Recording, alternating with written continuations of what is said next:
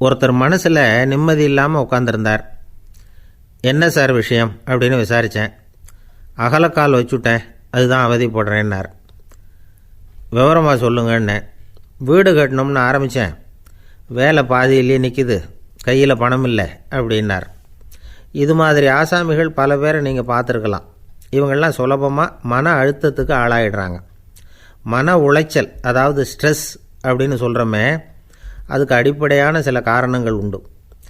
அதாவது மிகையாக திட்டமிடுதல் அப்படிங்கிறதும் ஒரு முக்கியமான காரணம்.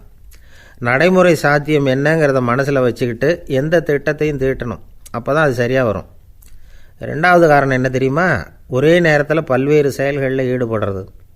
தொலைபேசியில் பேசிக்கிட்டே கையில் இருக்கிற கடிதத்தை படிச்சுக்கிட்டே எதிரில் உட்காந்துக்கிட்டு இருக்கிறவருக்கும் அப்பப்போ பதில் சொல்லிக்கிட்டு மனசில் பல்வேறு சிந்தனைகளை அப்படியே ஓட விட்டுக்கிட்டு இருக்கிறது, இதுவும் மன அழுத்தத்தை உண்டாக்குது.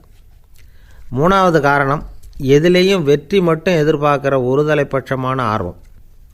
நாம் தொட்டதெல்லாம் வெற்றியாகவே முடியணும் அப்படின்னு எதிர்பார்க்குறவங்க ஏதாவது ஒன்றில் தோல்வியை கண்டால் தோண்டு போயிடுறாங்க. எப்படியும் முடியலாம்ங்கிற எண்ணம் ஏற்கனவே நமக்குள்ளே இருந்துட்டுதுன்னா அந்த அவஸ்தை வராது. அதனால் அதுவும் நம்ம வளர்த்து கொள்ள வேண்டிய ஒரு குணம். மன உளைச்சல் ஏற்படுறதுக்கு இன்னொரு காரணம், எதையும் வேகமாக செஞ்சுடணும் அப்படிங்கிற துடிப்பு. அந்த துடிப்பே மனசை அழுத்த ஆரம்பிச்சிடும். எந்த ஒரு காரியத்திலையும் தாமதமோ இடையூறோ ஏற்பட்டால் அதை பொறுத்துக்கிற மனப்போக்கம் வேணும்.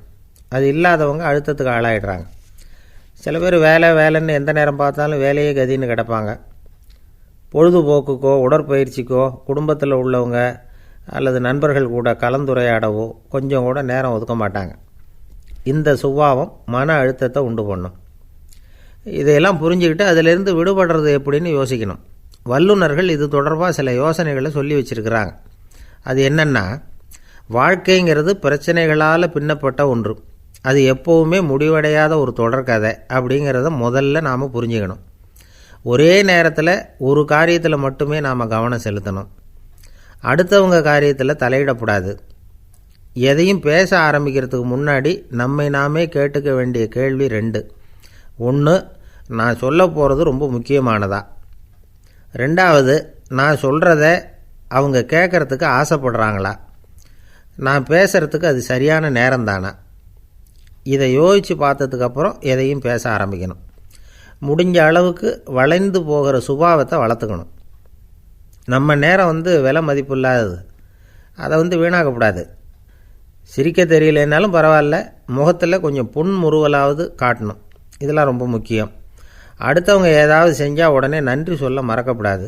தினமும் கொஞ்சம் நேரத்தை தனிமையில் செலவு பண்ணணும். மன உளைச்சலிருந்து விடுபடுறதுக்கு 3 முக்கிய வழிகள் சொல்கிறாங்க. அதை சுருக்கமாக ரெட் அப்படின்னு சொல்கிறாங்க. RED ஆங்கில எழுத்தில். அந்த முதல் எழுத்து R, அது என்னென்னா ரிலாக்ஸேஷன், அதாவது இடை ஓய்வு. 2வது E எக்ஸர்சைஸ், உடற்பயிற்சி.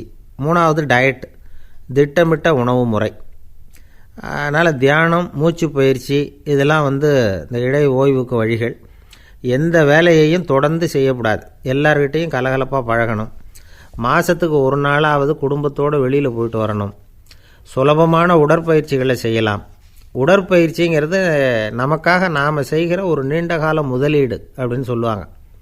அதாவது லாங் டேர்ம் இன்வெஸ்ட்மெண்ட்டாக. அளவோடு சாப்பிட்ணும், மெதுவாக சாப்பிட்ணும். இதெல்லாம் கொஞ்சம் மனசில் வச்சுக்கிட்டு நடந்துக்கிட்டால் மகிழ்ச்சியாக வாழலாம். சில பேர் சாப்பாட்டு விஷயத்தில் ரொம்ப அக்கறை எடுத்துக்கிறது உண்டு. ஒரு குண்டு ஆசாமி சாப்பிட உக்காந்தார். முதல்ல ஒரு மாத்திரை சாப்பிட்டார்.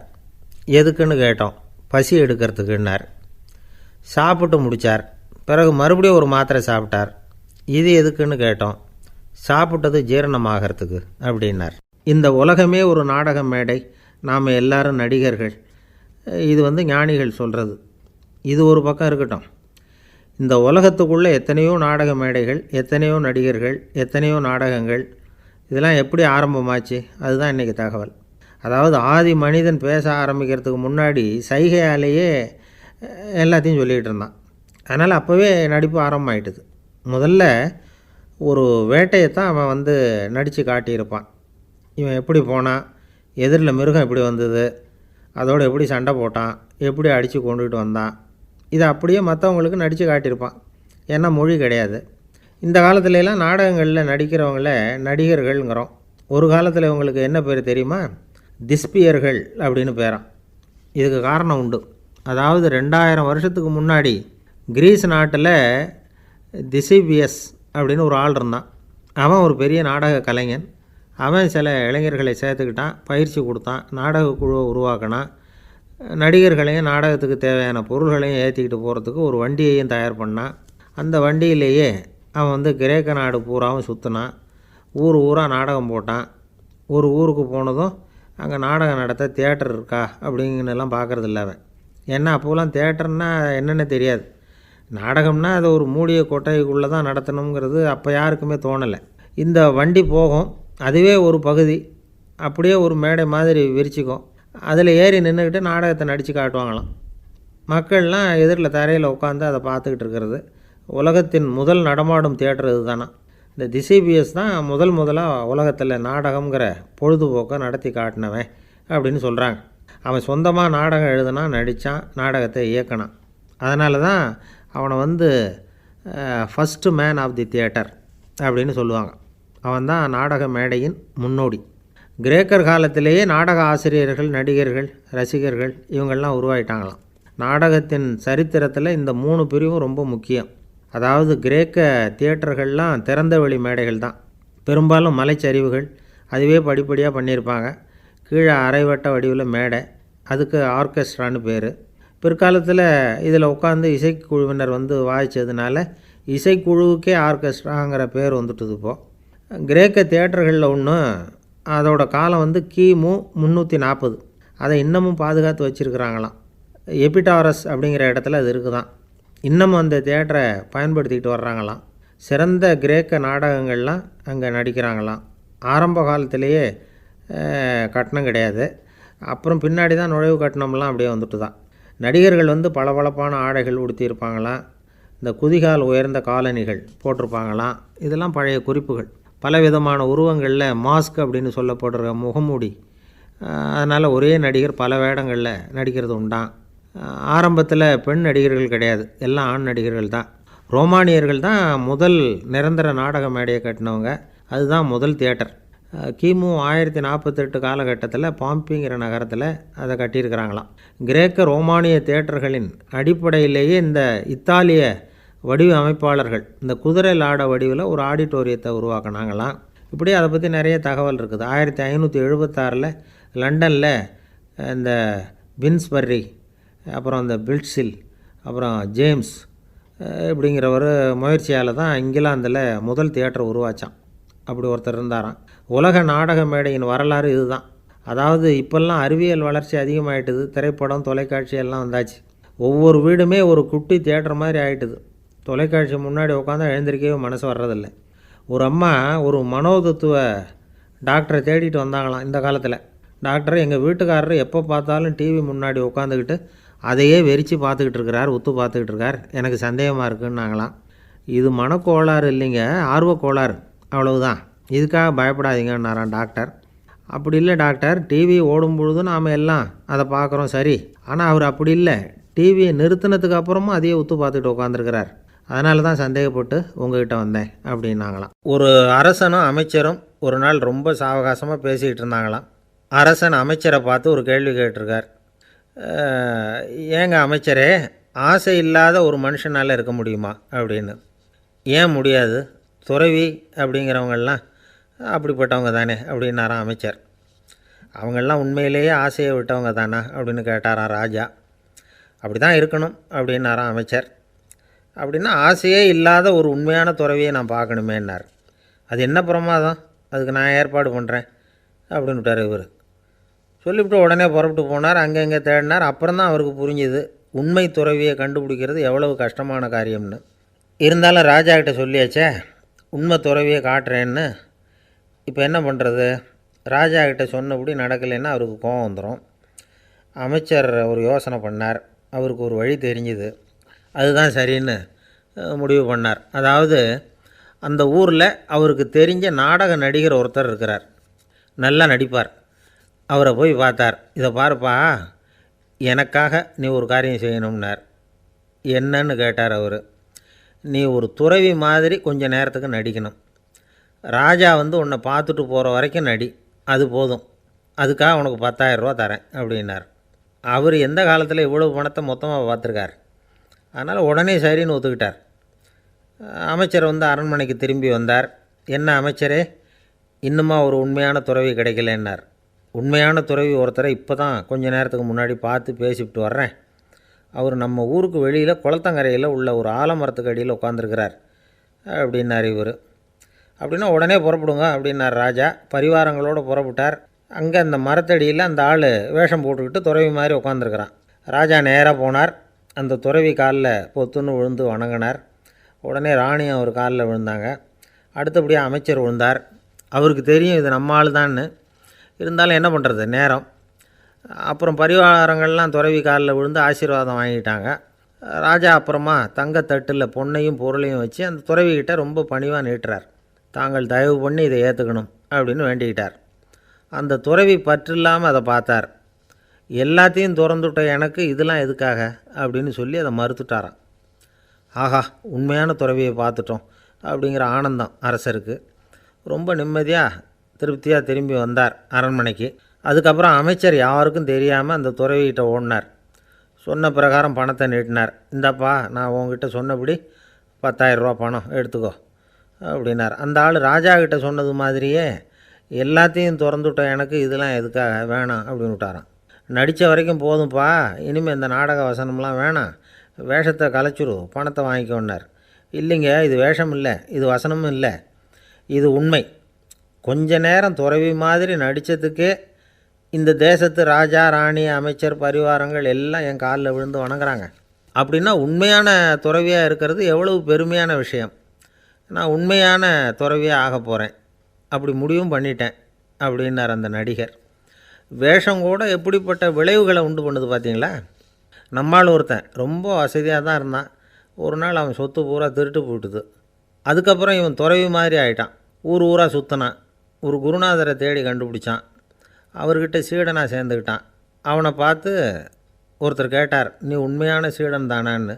இல்லைங்க, சீடன் மாதிரி நடிச்சுக்கிட்டு இருக்கிறேன் அப்படின்னா. அது குரு துரோகம் இல்லையா அப்படின்னு கேட்டார் அவர். இல்லைங்க, நான் பண்ணது குரு துரோகம் இல்லை, என் குரு பண்ணது தான் துரோகம். என்னுடைய பணத்தை கொள்ளையடித்தது இவர் தான். அதை எங்கே வச்சுருக்காருன்னு கண்டுபிடிக்கிறதுக்காக தான் இவர்கிட்ட வந்து சீடனாக சேர்ந்துருக்கிறேன் அப்படின்னா. அந்த ஆள் என்னை கண்ணாப்புண்ணான்னு திட்டிவிட்டான் சார், அதை நினச்சா எனக்கு ரொம்ப வருத்தமாக இருக்குது அப்படின்னு சொல்லி கவலைப்பட்டார் ஒருத்தர். இதில் கவலைப்படுறதுக்கு என்ன இருக்குது அப்படின்னார் ஒரு பெரியவர். அவர் ஒரு மகான். என்ன சார் இப்படி சொல்கிறீங்க, ஒருத்தர் நம்ம பார்த்து திட்டுனா வருத்தமாக இருக்காதா அப்படின்னார். அது எப்படி வருத்தமாக இருக்கும், திட்டுறதுங்கிறது என்ன, அது வெறும் சத்தம் தானே அப்படின்னார் அந்த பெரியவர். நம்ம ஆளுக்கு தலையை பிச்சுக்கலாம் போல் இருந்தது. இருக்காது அப்படின்னா நமக்கே அப்படி தானே தோணுது. அந்த பெரியவர் சொல்கிறது ரொம்ப பெரிய விஷயம். அதை நாம் புரிஞ்சிக்க முயற்சி பண்ணலாம்னா நடைமுறை வாழ்க்கைக்கு அது ஒத்து வர்றது மாதிரி தெரிய மாட்டேங்குது. இருந்தாலும் அந்த பெரியவர் அதுக்கு என்ன தான் விளக்கம் கொடுக்குறாருன்னு பார்ப்போமே. ஒரு ரயில் போயிட்டுருக்கு. அதில் ஒரு சாது போயிட்டுருக்கார். அந்த ரயில் வந்து அவர் ஹரித்வாரம் போயிட்டுருக்கார். அவர் ரயிலில் ஏகப்பட்ட கூட்டம். நம்ம ஊர் ரயில் கேட்க வேணும், டிக்கெட் வாங்கிட்டு கொஞ்சம் பேர், வாங்காத கொஞ்சம் பேர். அது என்னத்துக்கு அனாவசியமாக டிக்கெட் அப்படிங்கிற நினப்பில் பாதி பேர். இந்த கூட்டத்துக்கு மத்தியில் அந்த சாதுவும் போயிட்டுருக்கிறார். உட்கார்றதுக்காக இருந்த இடத்துல ஒரு ஆள் படுத்துருக்கிறான். கொஞ்சம் முரட்டு ஆசாமி. அவன் கால் பக்கத்தில் கொஞ்சோண்டு இடம் பாக்கி இருந்தது. அந்த இடத்துல இந்த சாது உட்காந்துருந்தார். மெதுவாக உட்காந்துக்கிட்டார் போய். ஆனால் அந்த ஆள் ராத்திரி பூரா இவரை காலால் உதச்சிக்கிட்டே இருக்கிறான். அது இவருக்கு ரொம்ப அவமானமாக பட்டுது. அதனால் துக்கம் ஏற்பட்டுது. இருந்தாலும் அதை ஒரு மாதிரியாக சகிச்சுக்கிட்டே இவர் வந்து சேர்ந்தார். பொழுது விடிஞ்சுது. அந்த சாது ஹரித்வார் வந்து சேர்ந்தார். அங்கே ஒரு பெரிய ஞானியை சந்தித்தார். ராத்திரி ரயிலில் அந்த ஆள் உதைச்சதையும் அதனால் தனக்கு ஏற்பட்ட துக்கத்தையும் இந்த சாது அந்த ஞானிகிட்ட சொன்னார். சொல்லிவிட்டு, ஏன் சுவாமி, எனக்கு துக்கம் ஏற்பட்டதே அது தப்பா அப்படின்னு கேட்டார். தவறு தான்னார் அந்த ஞானி. உனக்கு இன்னமும் தேக அபிமானம் போகலைங்கிறது தான் அது காட்டுது. அஷ்டாவக்கிரர் என்ன சொல்கிறார் தெரியுமா? உண்மையான ஞானி யாராவது தன்னை வந்தனை செய்தால் அதற்காக சந்தோஷப்பட மாட்டார், யாராவது நிந்தனை செய்தால் அதற்காக வருத்தப்பட மாட்டார் அப்படின்னு சொல்கிறார். நிந்தனைங்கிறது ஒரு ஒலி தான். தேகாபிமானம் இருக்கிற வரைக்கும் இந்த ஒலி நம்மளை வந்து வேதனைப்படுத்தும். நான் தேகம் இல்லை ஆத்மா அப்படிங்கிற நினைவு இருந்தால் இந்த ஒலி நம்மளை பாதிக்காது. மனு என்ன சொல்கிறார் தெரியுமா? ஒரு சாதகன் பாராட்டுதலை விஷம்னு நினச்சி பயப்படணும், அவமானத்தை அமிர்தம்னு நினச்சி சந்தோஷப்படணுங்கிறார். அவமானப்பட்டால் கவலைப்படாமல் எப்படி இருக்க முடியும் அப்படின்னு தான் நமக்கு தோணும். அதனால தான் நம்மளில் யாரும் இதுக்கு உதாரணமாக யாரையும் காட்ட முடியல. புத்தரையும் கபீரையும் உதாரணமாக காட்டுறாங்க. அவங்களுக்கெல்லாம் அவமானம் ஏற்பட்டப்போ கவலையே படலையாம். புத்தரை அவமானப்படுத்தணுங்கிறதுக்காக கௌசாம்பி ராணி ஒரு இளம் பெண்ணை கொலை பண்ணி சடலத்தை புத்தர் குடிசைக்கு முன்னாடி போட சொன்னார். போட்டாங்க. புத்தர் தான் அந்த பொண்ணை கெடுத்து கொலை பண்ணிவிட்டார்னு எல்லோரும் நினச்சாங்க. ஆனால் புத்தர் இதை பற்றி கவலையே படலை. அப்புறமா உண்மை தெரிஞ்சதும் புத்தர் புகழ் இன்னும் அதிகமாயிட்டுது. ஒரு பெரிய சபையில் ஒரு மோசமான பொண்ணு நுழைஞ்சி தனக்கும் கபீருக்கும் சம்பந்தம் உண்டுன்னு சொன்னார். கபீர் கவலைப்படலை. அவங்க மாதிரியெல்லாம் நாமளும் இருக்க கற்றுக்கணும். நிந்தனை, அபகீர்த்தி, அவமானம் எல்லாம் ஆண்டவன் கொடுக்குற பிரசாதம்னு நினைக்கணும் அப்படின்னு சொல்கிறார் அந்த ஞானி. இதை கேட்ட இந்த காலத்து ஆசாமி ஒருத்தர், நான் கூட அப்படி தான் சார், யாராவது அவமானப்படுத்தினா கவலைப்பட மாட்டேன். நேற்று கூட ஒருத்தர் என்ன பலார்னு அரைஞ்சுட்டார், நான் கொஞ்சம் கூட கவலைப்படலை, பேசாமல் வந்துட்டேன்னார். ஏன் அப்படி வந்துட்டீங்க அப்படின்னேன். அவர் அரைஞ்சதுலேயும் ஒரு அர்த்தம் இருந்தது, அதனால தான் அப்படி வந்துட்டேன்னார். ஏன் அரைஞ்சாருன்னு கேட்டேன். 10 வருஷத்துக்கு முன்னாடி 15 ரூபா அவர்கிட்ட கடன் வாங்கினேன், அதை கேட்டு கேட்டு பார்த்துட்டு கடைசியாக தான் அரைஞ்சார் அப்படின்னார். ஆண்டவனுடைய பிரசாதம் இவருக்கு அடிக்கடி கிடைக்கும் போல இருக்குது. அம்மாக்காரங்களுக்கு அடிக்கடி ஏற்படுற கவலை ஒன்று உண்டு. அதாவது குழந்தை சரியாக சாப்பிட மாட்டேங்குதே அப்படிங்கிற கவலை. இவங்கெல்லாம் ஒரு விஷயத்தை நல்லா புரிஞ்சுக்கணும். குழந்தைகள்ங்கிறவங்க பெரியவங்க மாதிரி இல்லை. அவங்க கடிகாரத்தில் மணியை பார்த்துட்டு சாப்பிட்றதுக்கு உட்கார்ற ரகம் கிடையாது. பசிச்சா சாப்பிடுவாங்க, இல்லைன்னா விளையாடுவாங்க அல்லது தூங்குவாங்க. அது புரியாமல் அவங்கள கட்டாயப்படுத்தி அல்லது மிரட்டி சாப்பிட வைக்கிறது ரொம்ப தப்பு. ஒரு 8 மாத குழந்தைக்கு 3 மணி நேரத்துக்கு ஒரு தடவை பசிக்கும். அந்த நேரம் பார்த்து சாப்பாடு கொடுத்தா அடம் பண்ணாமல் அது பாட்டுக்கு சாப்பிட்றோம். அதே குழந்தைக்கு 1 வயசு ஆகிறப்போ 4 மணி நேரத்துக்கு ஒரு தடவை பசிக்கும். இந்த வயசில் இயற்கையாகவே பசி குறைஞ்சிருக்கும். அது புரியாமல் என் குழந்தை முன்னாடி மாதிரி இப்போ சரியாக சாப்பிட மாட்டேங்கிறான் அப்படின்னு சில பேர் டாக்டர்கிட்ட போய் சொல்லிக்கிட்டு இருப்பாங்க. இன்னொரு விஷயம், ஒரு குழந்தைக்கு வயசு அதிகமாகிற வேகத்துக்கு உடம்பு எடையும் அதிகமாகிக்கிட்டே போகாது. உடம்பு எடை அதிகமாகிற வேகம் குறைஞ்சிக்கிட்டே வரும். 6 மாத குழந்தைக்கு ஒரு வாரத்தில் 150 கிராம் எடை கூடும். ஒரு வயசில் வாரத்துக்கு 71 கிராம் எடை கூடும்.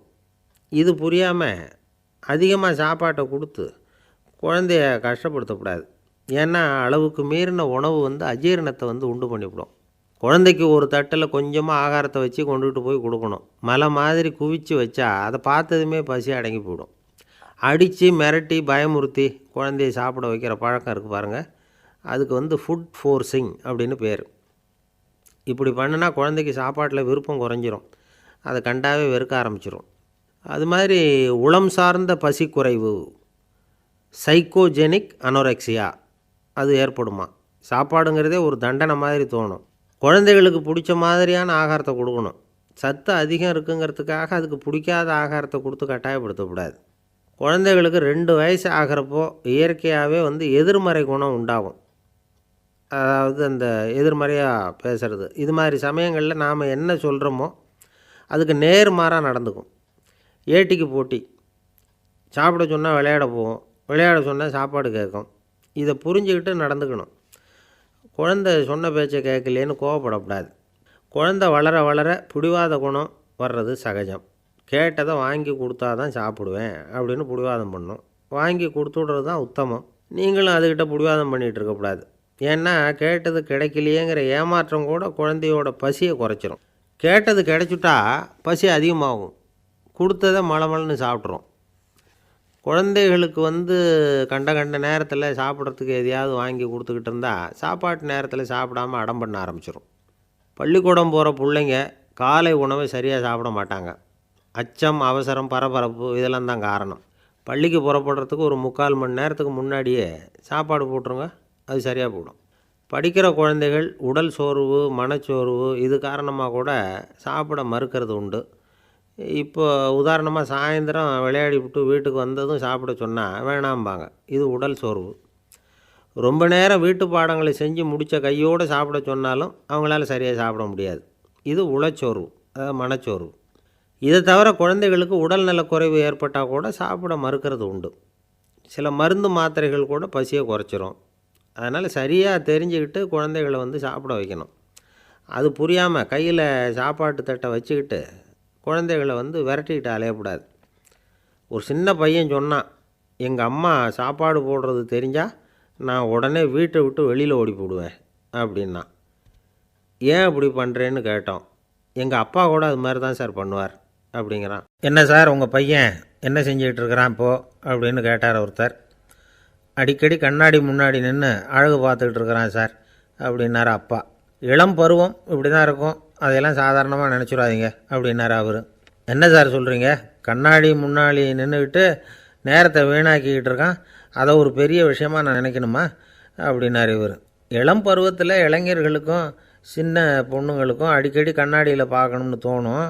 அது வெறுமனே அழகு பார்க்குறது மட்டும் இல்லை, அவங்க தங்களையே தேடி கண்டுபிடிக்கிற ஒரு முயற்சி அது. இது ஒரு மனோதத்துவ விளைவு. இது வரைக்கும் சின்ன பிள்ளையாக இருந்துட்டோம், இனிமேல் நாமளும் மற்றவங்க மாதிரி மனிதர்கள் தான் அப்படிங்கிற உணர்வு அவங்களுக்கு வருது. தங்களோட முகம் எப்படி இருக்குது, அழகு எப்படி இருக்குது, உடம்பு நேரம் எப்படி இருக்குது, முடி எப்படி இருக்குது அப்படிங்கிறதையெல்லாம் கண்டுபிடிக்கிறாங்க. அதுக்கப்புறம் இன்னொரு ஆணோ பொண்ணோ தன்னை கவனிக்கணும் அப்படின்னு நினைக்கிறாங்க. இதெல்லாம் மனோதத்துவ உண்மைகள், இதெல்லாம் இயற்கை. இதை பார்த்துட்டு பெற்றவங்க பிள்ளைங்க கெட்டு போட்டாங்க அப்படின்னு நினைக்கக்கூடாது, அவங்கள திட்டிக்கிட்டே இருக்கக்கூடாது. இன்றைக்கி பல குடும்பங்களில் இதுதான் நடந்துக்கிட்டு இருக்குது. மனுஷ வாழ்க்கையிலேயே இப்படியும் இல்லாத அப்படியும் இல்லாத ஒரு பருவம் இளம் பருவம். 13லேருந்து 19 வயசுக்கு உட்பட்ட ஆண்கள் பெண்கள் இந்த வகையை சேர்ந்தவங்க, டீனேஜ் குரூப். இவங்களை சின்னவங்கன்னு நினச்சிட முடியாது, பெரியவங்கன்னு நினச்சிட முடியாது. இவங்க ரொம்ப சென்சிட்டிவ். சமூகம் நினச்சா இவங்களை நல்லவங்களாகவும் ஆக்கலாம், கெட்டவங்களாகவும் ஆக்கலாம். கொஞ்சம் அக்கறை எடுத்துக்கிட்டால் பெரிய பெரிய மேதைகளையும் விஞ்ஞானிகளையும் உருவாக்கலாம். ஆனால் நடக்கிறது என்ன தெரியுமா, அநேகமாக இவங்களை யாருமே சரியாக புரிஞ்சுக்கிறதில்ல, இவங்களை சரியாக நடத்துறதும் இல்லை. இது வரைக்கும் நாம் சொல்கிறத கேட்டுக்கிட்டு இருந்தான், இப்போல்லாம் அவன் இஷ்டத்துக்கு நடக்க ஆரம்பிச்சுட்டான் அப்படின்னு வருத்தப்படுற பெற்றோர்கள் அதிகம். இது வருத்தப்படுற விஷயம் இல்லை, சந்தோஷப்பட வேண்டிய விஷயம். உங்கள் புள்ள சொந்தமாக யோசிக்க ஆரம்பிக்கிறதும் நடந்துக்க ஆரம்பிக்கிறதும் ஒரு தப்பான விஷயமா? அவன் கடைசி வரைக்கும் உங்கள் பேச்சையே கேட்டுக்கிட்டு இருக்கணுங்கிறது என்ன நியாயம்? இன்றைக்கி இளைஞர்களை பெரியவங்க தப்பாக புரிஞ்சுக்கிட்டு தவறாக நடத்துறதுனால தான் அவங்களுக்கு வெறுப்பு, எரிச்சல், மனக்கசப்பு எல்லாம் உண்டாகுது. பெற்றவங்க சரியாக மதிக்கிறது இல்லை அப்படிங்கிற ஒரே காரணத்தினாலேயே வீணாக போகிற பிள்ளைங்க இன்றைக்கி அதிகம். சரி, பெற்றவங்களுக்கு இன்றைக்கி என்ன தான் புத்தி சொல்ல வர்றீங்க அப்படின்னு கேட்குறீங்களா? நாம் எதையும் சொல்ல வரல, ஆனால் அது சம்பந்தமான சில நிபுணர்கள் சொல்லியிருக்கிறத உங்கள் காதில் போட்டு வைக்கலாம். அது என்னென்னா, பிள்ளைங்க கிட்ட அன்பு செலுத்துங்க. குழந்தையாக இருந்தப்போ எவ்வளவு பாசமாக இருந்தீங்க, வளர வளர அதை ஏன் குறைச்சிக்கிறீங்க? பெற்றவங்களின் அன்பான வார்த்தைகளுக்கு ஏங்குறவங்க தான் இன்றைய இளைஞர்கள். அவங்க எதை சொன்னாலும் அதை அக்கறையாக காது கொடுத்து கேளுங்க, அலட்சியப்படுத்தாதீங்க. அவங்க விரும்புகிறது உங்கள்கிட்டேருந்து ஒரு மதிப்பு, மரியாதை, அங்கீகாரம், இவ்வளவு தான். அவங்க அவங்களாவே முடிவுகள் எடுக்கட்டும், அதுக்கு நீங்கள் உதவியாக இருங்க, அது போதும். மற்றவங்க முன்னாடி, முக்கியமாக அவங்க நண்பர்கள் முன்னாடி அவங்கள பற்றி மட்டமாக பேசாதீங்க. அவங்கக்கிட்ட பொய் சொல்லக்கூடாது. நீங்கள் சொன்னது பொய்ன்னு தெரிஞ்சு போச்சுன்னா உங்கள் பேரில் அவங்களுக்கு இருக்கிற மதிப்பு போயிடும், நம்பிக்கை போயிடும். அவங்களுக்கு முன்னாடி நீங்கள் சண்டை போடக்கூடாது. உங்கள் பிள்ளைய எப்பவும் இன்னொரு பிள்ளையோட ஒப்பிட்டு பேசுகிற வேலையே வேணாம். கூட பிறந்த மற்றவங்களோட கூட ஒப்பிடக்கூடாது. இப்படி செஞ்சால் அவன் உங்ககிட்டையும் பிரியமாக இருக்க மாட்டான், அவங்ககிட்டையும் பிரியமாக இருக்க மாட்டான். புள்ளை எங்கே போகிறான், என்ன பண்ணுறான் அப்படின்லாம் துப்பறிஞ்சிக்கிட்டு இருக்கக்கூடாது. இளைஞர்கள் தனிமையை விரும்புகிறவங்க. அவங்கள பெட்டியில் வச்சு மூடி பாதுகாக்கணும்னு நினைக்கக்கூடாது. அவங்கள எப்படி பாதுகாக்கிறது அப்படிங்கிறது அவங்களுக்கே தெரியும். உங்கள் புள்ளை எப்படி நடந்துக்கணும்னு நீங்கள் எதிர்பார்க்குறீங்களோ அது மாதிரி நீங்கள் நடந்து காட்டுங்க, அது போதும். ஒரு வீட்டில் அப்பாவும் அம்மாவும் பேசிக்கிட்டு இருக்கிறாங்க.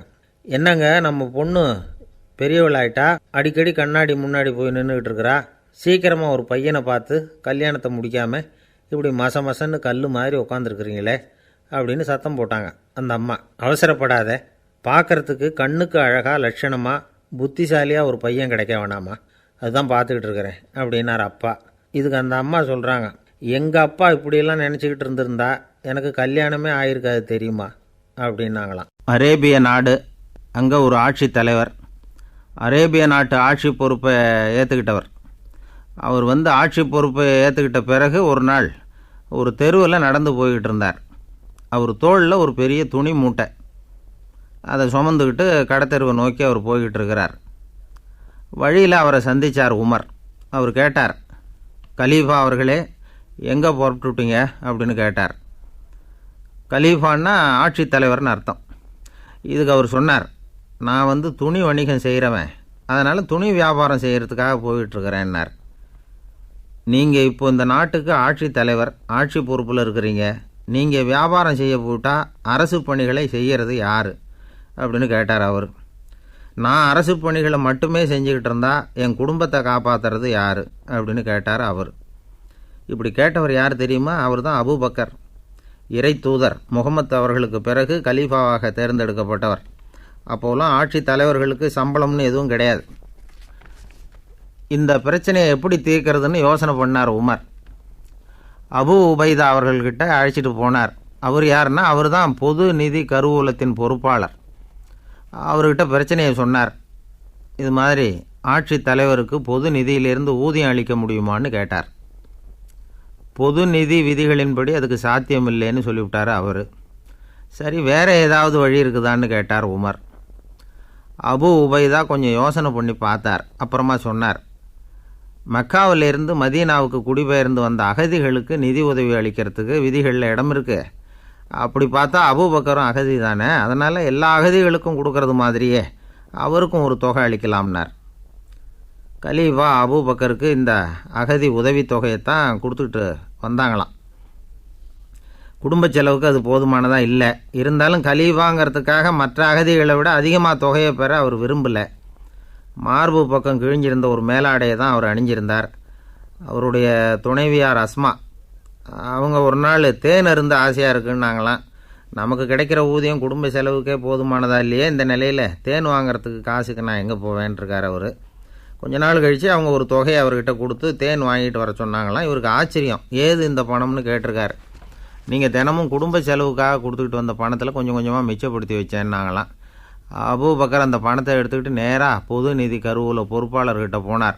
இந்த பணத்தை பொது நிதியில் சேர்த்துருங்க, இது அதிகப்படியாக எனக்கு தரப்பட்டு வந்த ஊதியம், அடுத்த மாதத்துலேருந்து இந்த தொகையை குறைச்சிங்கன்னு வேற சொல்லிவிட்டாராம். பசியை தணிக்க தேவையான அளவு உணவு, ஒரு ஜோடி உடை, இதை தவிர கூடுதலாக மக்கள் பொது நிதியிலிருந்து வாங்கிக்கிறதுக்கு என் குடும்பத்தாருக்கு உரிமை இல்லை அப்படின்னு சொல்லி கண்டிப்பாக சொல்லிவிட்டாராம். அவர் வாங்கிட்டு வந்த அந்த குறைந்த ஊதியம் கூட அவர் மனசை உறுத்திக்கிட்டே இருந்தது.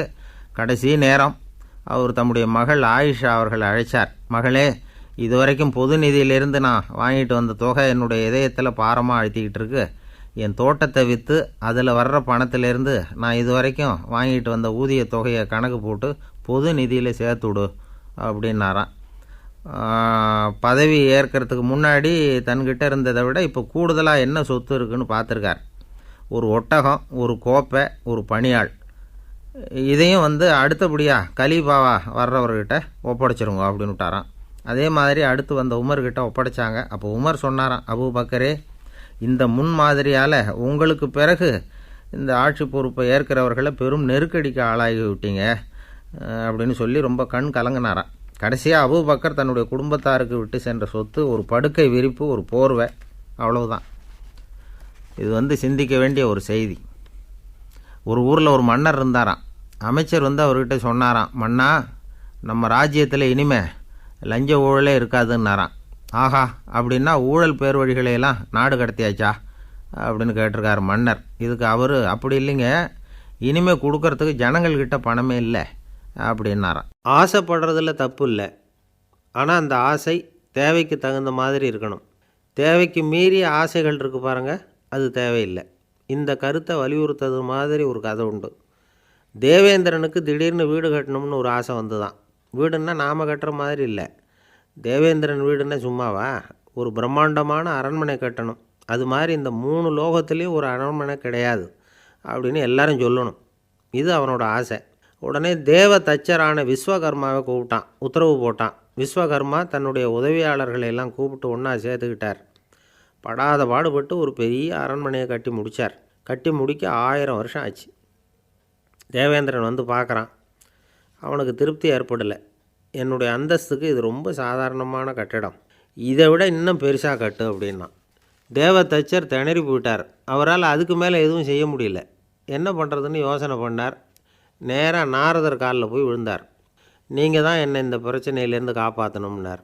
நாரதர் யோசனை பண்ணார். சரி, கவலைப்படாதேன்னார். நேராக இந்திரங்கிட்ட போனார். இந்திரன் வந்து நாரதரை பார்த்த உடனே வாங்கன்னு கூட்டிகிட்டு போய் அரண்மனையை காட்டினான். இது மாதிரி ஒரு அரண்மனையை நீங்கள் வேறு எங்கேயாவது பார்த்துருக்குறீங்களா அப்படின்னு ரொம்ப பெருமையாக கேட்டான். நான் பார்த்ததில்ல, ஆனால் என்னை விட வயசில் மூத்தவர் மகரிஷி லோமேசர், அவர் ஒரு வேளை பார்த்துருக்கிறாரா என்னமோ அப்படின்னார். உடனே அவரை மனசில் நினச்சி தியானம் பண்ணினார். அடுத்த கணம் லோமேசர் அங்கே வந்தார். இடையில் ஒரு சின்ன துண்டு, கையில் ஒரு கமண்டலம், தலையில் ஒரு பாய், அவ்வளவுதான் அவர்கிட்ட இருந்தது. எதுக்காக தலையில் எந்த பாய் அப்படின்னு கேட்டான் இந்திரன். என்ன மாதிரி அற்ப ஆயுள் உள்ள ஒரு ஜீவன் தனியாக வீடு கட்டிக்கிட்டு திண்டாடணுமா? இந்த பாய் தான் ஒரு வீடு மாதிரி எனக்கு நிழல் கொடுக்குது அப்படின்னார் அவர். என்னது, உங்களுக்கு வந்து அவ்வளவு கொஞ்சமான ஆயுளா அப்படின்னு ஆச்சரியத்தோடு கேட்டான் இந்திரன். ஆமாம், இதை பாரு, என்னுடைய மார்பில் ஒரு பொற்காசு அளவுக்கு ரோமம் உதிர்ந்துட்டுது. எப்போ என் உடம்பில் உள்ள எல்லா ரோமமும் உதிர்ந்துருமோ அப்போ என்னுடைய ஆயுள் முடியும் அப்படின்னார். எப்போ அந்த ரோமங்கள் பூரா உதிரும்னு கேட்டான் இவன். ஒரு பிரம்மா மறைஞ்சதும் ஒரு ரோமம் உதிரும். என் உடம்பில் உள்ள ரோமங்களின் எண்ணிக்கை எவ்வளவோ அவ்வளவு பிரம்மாக்கள் தோன்றி அவங்க ஆயுள் முடியும் பொழுது என் உடம்பில் உள்ள ரோமங்கள் பூரா உதிரும் அப்படின்னார். அப்படின்னா ஒரு பிரம்மாவோட ஆயுள் எவ்வளவு காலம்னு கேட்டான். ஒரு பிரம்மாவுக்கு 100 தேவ வருஷம். ஒவ்வொரு தேவ வருஷத்துக்கும் 365 தேவ நாள். ஒவ்வொரு தேவ நாள்லேயும் ஒன்றை மாதிரி 14 இந்திரர்கள் தோன்றி மறைகிறாங்க அப்படின்னு மகரிஷி லோமேசர் சொல்கிறார். இதை கேட்டதும் இந்திரன் ஆடி போயிட்டான். அவ்வளவு ஆயுள் உள்ள இவரே அற்ப ஆயுள்னு சொல்கிறார். நான் என்னுடைய ஆயுளை பெருசாக நினச்சிக்கிட்டு பிரம்மாண்டமான அரண்மனை கட்டணும்னு ஆசைப்படுறேனே அப்படின்னு நினச்சான். எனக்கு வீடு கட்டின வரைக்கும் போதும்னு விட்டான். அதனால் நாமெல்லாம் நம்முடைய தேவைக்கு தகுந்த மாதிரி ஆசைப்படுறது தான் நியாயம். ஆனால் அப்படியே நடந்துக்கிறோம். மனுஷன் வந்து கடவுளையே ஏமாற்றி காசு வாங்கிறதுக்குள்ள ஆசைப்படுறான்.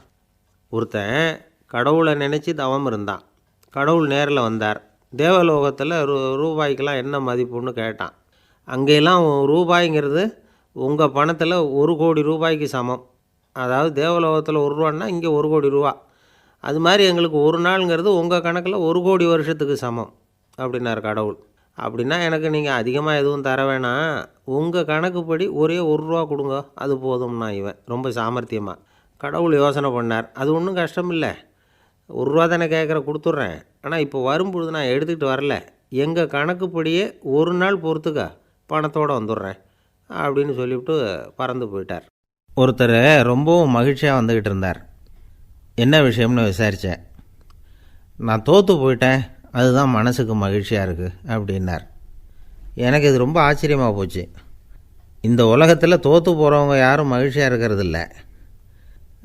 அப்படி இருக்கிறப்ப இவர் இப்படி சொல்கிறாரே, எங்கே தோற்று போனீங்கன்னு கேட்டேன். அதுக்கப்புறம் தான் அவர் விவரமாக சொன்னார். என்னோட 5 வயசு குழந்தையோட நான் விளையாடிக்கிட்டு இருந்தேன். அந்த விளையாட்டில் என் குழந்தை ஜெயிச்சு விட்டுது, நான் தோற்று போயிட்டேன் அப்படின்னார் ரொம்ப உற்சாகமாக. நான் யோசித்து பார்த்தேன். அதாவது நாம் சின்ன குழந்தையாக இருக்கிறப்போ எந்த விளையாட்டில் கலந்துக்கிட்டாலும் அதில் நாம் தான் ஜெயிக்கணும்னு ஒரு வெறி நமக்குள்ளே இருக்கும். நம்மளை எதிர்த்து விளையாடுறவர் நல்லவரா கெட்டவரா, பெரியவரா சின்னவரா அப்படிங்கிறதெல்லாம் முக்கியம் கிடையாது. அவர் தோற்று போகணும், நாம் ஜெயிக்கணும், அதுதான் முக்கியம். எதிரியை சந்தோஷப்படுத்த விளையாடுகிற கலை அப்போ நமக்கு தெரியறதில்ல. வாழ்க்கையில் ஒரு பக்குவம் வந்ததுக்கு அப்புறம் வெற்றி பெறணுங்கிற மன அழுத்தம் போயிடுது. போட்டியில் ஜெயிக்கணுங்கிறத விட குழந்தையை சந்தோஷப்படுத்தணுங்கிறது முக்கியமாக போச்சு. ஜெயிக்கணுங்கிற வெறி ஓடி போட்டுது. ஒரு குழந்தையாக இருந்தப்போ நம்ம வளர்ச்சிக்கு உதவிய வெறி பெரியவனானதுக்கு பிறகு நமக்கு எதிரியாக மாறுது. அதை சரியான சமயத்தில் நாம் புரிஞ்சுக்கிட்டோம்னா போதும், நாம் பொழைச்சிக்கலாம். ஒவ்வொரு மனுஷனுமே வாழ்க்கையோட அடுத்த கட்ட வளர்ச்சியில் அடி எடுத்து வைக்கிற நேரத்தில் தன்கிட்ட இருந்து ஏதோ ஒரு குணத்தை அல்லது தன் குணம் இருந்த ஏதோ ஒரு உறவை நாம் இழக்கத்தான் வேண்டியிருக்குது. ஒரு கட்டம் வரைக்கும் உதவியாக இருந்த குணம் அடுத்த கட்டத்துக்கு தடையாக கூட மாறிடலாம். இந்த பரிமாண மாற்றத்துக்கு உள்ளாகிற ஒவ்வொருத்தரும் பிரத்யட்சமாக இதை உணர்றாங்க. ஆனால் பல பேர் எப்படின்னா பழசை திறந்துவிட்டு புதிய கொள்கைகளை உருவாக்கிக்கிறதுக்கு இஷ்டம் இல்லாமல் இருந்துவிடுறாங்க, அல்லது அப்படி செய்ய முடியாமல் தவிக்கிறாங்க. இதையெல்லாம் மீறி அந்த பழசை திறந்துவிட்டா அதை இழந்ததால் உண்டாகிற மன அழுத்தம் சில காலத்துக்கு வருத்திக்கிட்டு தான் இருக்கும், வேறு வழி இல்லை. ஆரோக்கியமான ஒரு முன்னேற்றத்துக்காக அந்த மன அழுத்தத்தை தாங்கிக்கத்தான் வேணும் அப்படிங்கிறாரு அந்த உலக புகழ்பெற்ற மேதை ஒருத்தர், இந்த ஸ்காட் பெக் அப்படிங்கிறவர். பிறந்த நாள் முதல் இதுதான் சரி அப்படின்னு கற்பிக்கப்பட்டு வந்த ஒவ்வொரு தத்துவத்தையும் தங்களுடைய வளர்ச்சிக்கு தகுந்த மாதிரி மாற்றி அர்த்தப்படுத்தி கொள்ள முடியாமல் வாழ்க்கை சூழலில் அப்படியே அரைப்பட்டு தூளாகிறவர்கள் தான் ரொம்ப தவிக்கிறாங்களாம். இதுதான் அவருடைய கருத்து. பெரும்பாலும் மனிதர்களுடைய நடுத்தர வயசில், அதாவது 30 தாண்டுகிற சமயத்தில் தான் இந்த தவிப்பு உண்டாகுதான்.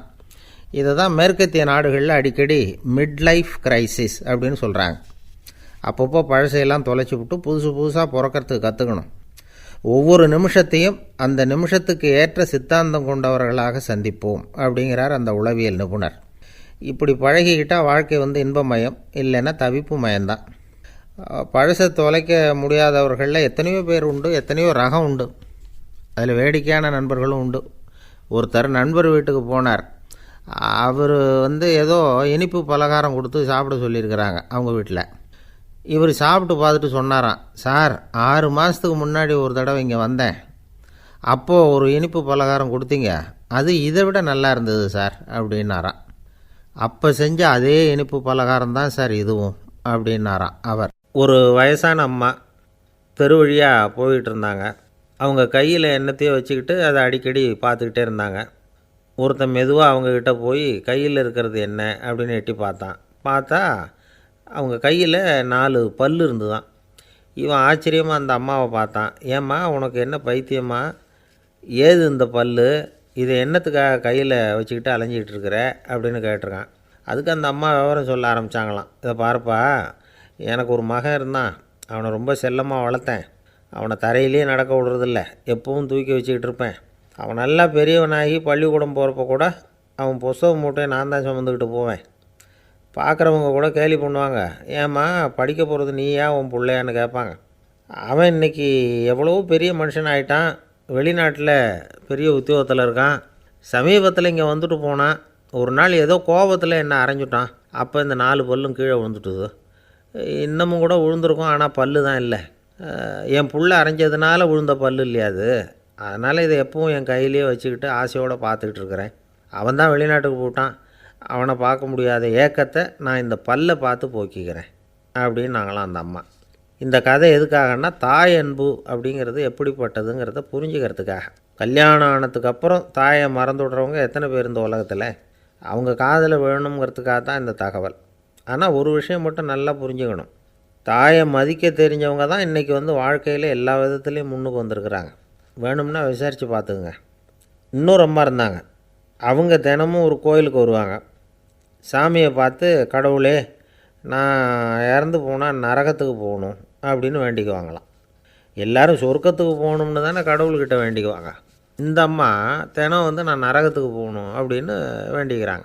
அங்கே இருந்த அர்ச்சகருக்கு இது சந்தேகம். ஒரு நாள் அதை நேரடியாகவே அவங்கக்கிட்ட கேட்டுவிட்டார். அதுக்கு அந்த அம்மா பதில் சொன்னாங்களாம், ஐயா, எனக்கு கல்யாணம் ஆகி ரொம்ப நாள் வரைக்கும் குழந்தை பாக்கியம் இல்லாமல் இருந்தது. கோயில் குளம் எல்லாம் சுற்றி வந்தேன். ரொம்ப நாள் கழித்து ஒரு குழந்தை பிறந்தது, ஆண் குழந்தை. அவனை நான் ரொம்ப செல்லம் கொடுத்து வளர்த்தேன். அதோட விளைவு என்ன ஆச்சுன்னா, அவன் ரொம்ப மோசமாக ஆகிட்டான். கெட்ட பழக்க வழக்கம்லாம் கற்றுக்கிட்டான். அவன் இறந்து போனால் நிச்சயம் அவனுக்கு நரகம்தான் கிடைக்கும். அந்த அளவுக்கு கெட்டவன் அவன். அப்படிப்பட்ட காரியங்கள்லாம் பண்ணிகிட்ருக்கான், எனக்கு தெரியும். இவனுக்காக நரகத்தில் கூட யாரும் தயவு காட்ட மாட்டாங்க, தாட்சண்யம் காட்ட மாட்டாங்க. அதனால் இவனுக்கு முந்தி நான் இறந்து நரகத்துக்கு போயிட்டா அங்கே இவனை கவனிச்சிக்கலாமே, இவனுக்கு பணிவிடை செய்யலாமேன்னு பார்க்குறேன் அப்படின்னு நாங்களாம். அதனால தான் நான் நரகத்துக்கு போகணும்னு தினம் ஆண்டவனை வேண்டிகிட்டு இருக்கிறேன் அப்படின்னு கண்கலங்கி அந்த அம்மா சொன்னாங்களாம். அதுதான் தாய் உள்ளம்ங்கிறது. தாயின் பெருமையை சரியாக உணர்ந்துட்டா அவங்களுக்கு எப்பவும் எந்த கஷ்டமும் வராது. இது ஏதோ உபதேசத்துக்காக சொல்கிற வார்த்தை இல்லை, உண்மையான வார்த்தை. இந்த விவரத்தையெல்லாம் நண்பர் ஒருத்தர்கிட்ட சொல்லிக்கிட்டு இருந்தேன். அவர் கொஞ்ச நாள் கழித்து என்னை தேடி வந்தார். அவர் கையிலேயும் 4 பல் வச்சுருந்தார். என்னங்க ஆச்சு, ஏதுங்க அந்த பல் அப்படின்னு விசாரித்தோம். உங்கள் உபதேசத்தை கேட்டுவிட்டு இந்த உலகத்தில் எல்லாரையும் தாயாக நினைக்க ஆரம்பிச்சிட்டேன். ஒரு அம்மாவை கடத்தரில் பார்த்து தாயேன்னு கூப்பிட்டேன். அவங்க உடனே பலார்னு என்னை அரைஞ்சிட்டாங்க, பல் விழுந்துட்டுது. அதை தான் பொறுக்கி எடுத்துக்கிட்டு நேராக உங்களை தேடி வந்துக்கிட்டு இருக்கிறேன்னார். தாயேன்னு தானே கூப்பிட்டீங்க, அதுக்கு ஏன் அரைஞ்சாங்க அப்படின்னு கேட்டோம். நான் தாயேன்னு கூப்பிட்டது அவங்க காதில் நாயேன்னு விழுந்துட்டு தான், அதுதான் இப்படி ஆயிட்டுது அப்படின்னார். ஐயா, என்னுடைய நூல் வெளியீட்டு விழாவுக்கு அவசியம் நீங்கள் வரணும் அப்படின்னு கூப்பிட்டார் ஒருத்தர். எப்போ வரணும்னு கேட்டேன். அடுத்த வாரம்னார். சரி, புத்தகம் தயாராகிட்டுதா அப்படின்னேன். நாளைக்கு தான் அச்சிக்க கொடுக்க போகிறேன்னார். என்னங்க இது, புத்தகம் அச்சிடுறதுக்கு முன்னாடியே அழைப்புதழை வந்து அச்சடிச்சு விட்டீங்களே அப்படின்னு கேட்டேன். அதனால் என்னங்க, அந்த காலம் மாதிரியா போடலாம், அச்சுக்கலை வந்து எவ்வளவோ முன்னேறியாச்சுங்க. Linotype, monotype, phototype, laser, இப்படி என்னென்னமோ வந்தாச்சு. இன்றைக்கி கொடுத்தா நாளைக்கே புத்தகம் தயார் அப்படின்னார். இப்படி இந்த அளவுக்கு முன்னேறி இருக்கிற இந்த அச்சுக்கலை ஆரம்பத்தில் எப்படி இருந்தது தெரியுமா? அந்த காலத்தில் காகிதம்னா என்னென்னே தெரியாது. அப்படி ஒன்று கண்டுபிடிக்கப்படவே இல்லை. அப்போல்லாம் எதையாவது ஒன்று எழுதணும்னா அதுக்கு ஆட்டு தோலை தான் பயன்படுத்தி இருக்கிறாங்க. கண்ணுக்குட்டி தோல் கூட அதுக்கு உபயோகப்பட்டு தான். ஐரோப்பாவில் இருந்த பாதிரியார்கள் தோலில் எழுதப்பட்ட புத்தகத்தை தயாரிக்கிறதுல ரொம்ப கெட்டிக்காரங்களாம். எகிப்து, அப்புறம் மத்திய தரைக்கடல் ஓரத்தில் உள்ள நாடுகள், இங்கே எல்லாம் தோல் தான் எழுதுபொருளாக பயன்பட்டு வந்திருக்குது. ஆனால் நம்ம நாட்டில் ஓலைச்சுவடிகளை எழுத்துக்கு பயன்படுத்தியிருக்கிறாங்க. எழுதுறதுக்கு தோலை பயன்படுத்தினவங்க பிறகு பேப்பரைஸ் அப்படிங்கிற கோரை புல்லை வந்து அதுக்கு பயன்படுத்தினாங்களாம். இதெல்லாம் இப்படி கொஞ்சம் கொஞ்சமாக கண்டுபிடிச்சிட்டு வந்திருக்கிறாங்க. அந்த புல்லை வந்து கச்சிதமாக நறுக்க வேண்டியது, நல்லா பதப்படுத்த வேண்டியது, அதுக்கப்புறம் அதில் எழுத வேண்டியது, அவ்வளவுதான். பேப்பருங்கிற சொல்லே இந்த பேப்பைரஸ் அப்படிங்கிறதுலேருந்து வந்தது தான். அதுக்கப்புறம் தான் காகிதம் வந்தது. இதை முதல்ல சீன நாட்டில் தான் கண்டுபிடிச்சாங்க. அது வந்த பிறகு அச்சு எந்திரம் கண்டுபிடிக்க வேண்டிய அவசியம் ஏற்பட்டது. அதை கண்டுபிடிச்சவர் ஜெர்மானிய அறிவியல் அறிஞர் ஜான் கூட்டன்பர்க். அச்சு கலைக்கு அடித்தளம் அமைச்சவர் அவர் தான். ஜெர்மனியில் மெயின்ஸ் அப்படிங்கிற ஊரில் 1399 பிறந்தார். அவரோட மாமன் ஒருத்தர் உலோக வேலையில் வல்லவர். அவர்கிட்ட அந்த வேலையை கற்றுக்கிட்டார். அதோட வைர கற்களை வந்து பட்டை தீட்டுறதுலேயும் ரொம்ப தேர்ச்சி பெற்றிருந்தார். இளம் வயசுலேயே சும்மா இருக்க மாட்டாராம். எதை செஞ்சாலும் அதை திறமையாக செய்வாராம். அவர் தான் முதல்ல மர அச்சு எழுத்துக்களை உருவாக்கினார். அது மேலே மை தடவி பிரதிகள் எடுத்தார்.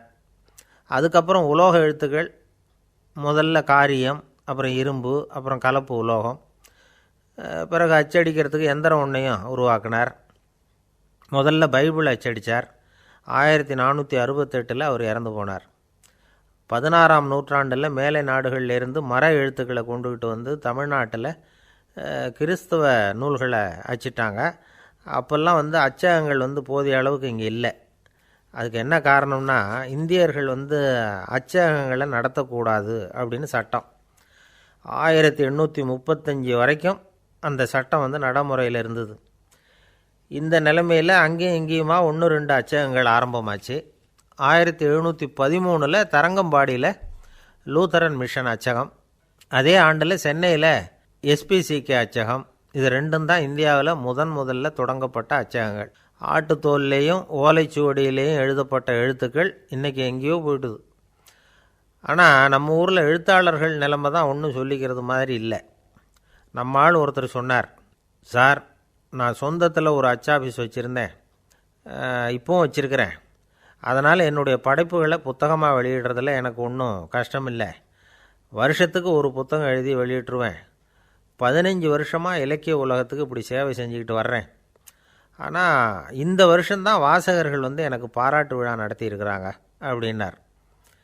இந்த வருஷம் அப்படி என்ன விசேஷம் அப்படின்னு கேட்டோம்.